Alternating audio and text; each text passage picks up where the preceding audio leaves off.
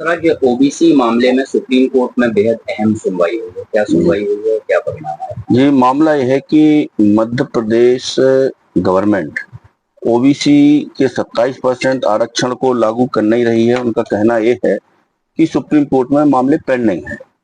एक और supreme court ने 21/3/2025 को एक अंतरिम आदेश पारित कर दिया है और हाई कोर्ट को रिक्वेस्ट किया है कि जो इशू इनमें इन्वॉल्व है उसको हाई कोर्ट ना सुने।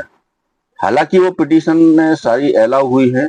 अभी रिसेंटली कुछ पिटीशनें फाइल हुई थी होल्ड अभ्यर्थियों की ओर से, जिसमें मध्य प्रदेश हाई कोर्ट ने सुनवाई करने से साफ इनकार कर दिया उस सुप्रीम कोर्ट के 21/3/2025 के आदेश का हवाला देते हुए।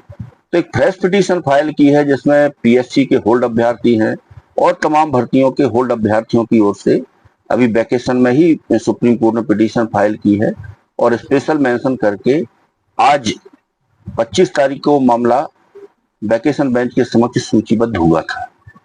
इसमें आज जो महत्वपूर्ण सुनवाई हुई है तो कोर्ट को यही बताया कि जिस अंतरिम आदेश दिनांक 19/3/2019 के हवाले से मध्य प्रदेश सरकार ओबीसी का 27% आरक्षण लागू नहीं कर रही है, वो ऑर्डिनेंस समाप्त हो चुका है और विधानसभा द्वारा अगस्त 2019 में कानून बना दिया गया है। और वो कानून ना तो माननीय हाई कोर्ट ने स्टे किया है, ना ही सुप्रीम कोर्ट ने स्टे किया है। तो उसके इम्प्लीमेंटेशन के लिए एक पिटीशन फाइल की गई है। कोर्ट ने थोड़ा सा इसमें आश्चर्य व्यक्त किया कि जब विधानसभा का बना कानून है तो इसके इम्प्लीमेंटेशन के लिए सुप्रीम कोर्ट आने की जरूरत क्यों पड़ी।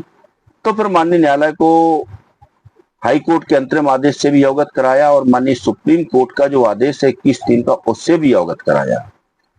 तो फिर जब 50% की सीमा की बात पर बहस हुई तो सुप्रीम कोर्ट ने इंदिरा साहनी के केस का जिक्र किया। तो इंदिरा साहनी के केस के संदर्भ में माननीय न्यायालय को अवगत कराया गया कि रिसेंटली छत्तीसगढ़ राज्य में 58% रिजर्वेशन इन फोर्स में है और बिलासपुर हाई कोर्ट द्वारा 50% की सीमा के ऊपर चूंकि आरक्षण एक्सीड हो रहा था, उसको निरस्त किया है और उसके खिलाफ माननीय सुप्रीम कोर्ट ने एसएलपी दाखिल है, कुछ पिटीशनें फाइल हैं। उन पिटीशनों में सुप्रीम कोर्ट ने 58% आरक्षण लागू करने के लिए अंतरिम आदेश पारित किया है। यानी Supreme Court itself provide the interim आदेश to implement 58% रिजर्वेशन। उस आदेश का भी माननीय सुप्रीम कोर्ट ने परिशीलन किया, उसको देखा। फिर माननीय सुप्रीम कोर्ट को बताया कि हाई कोर्ट में अभी क्या स्थिति है।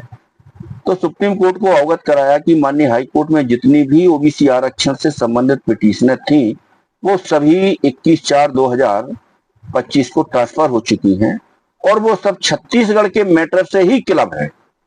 तो जो छत्तीसगढ़ हाई कोर्ट में के आदेश को स्टे करते हुए सुप्रीम कोर्ट ने अंतरिम आदेश दिया है और स्टेट ऑफ छत्तीसगढ़ को परमिट किया है 50% के ऊपर इंप्लीमेंट करने के लिए, तो वो आदेश मध्य प्रदेश में भी लागू कर दिया जाए।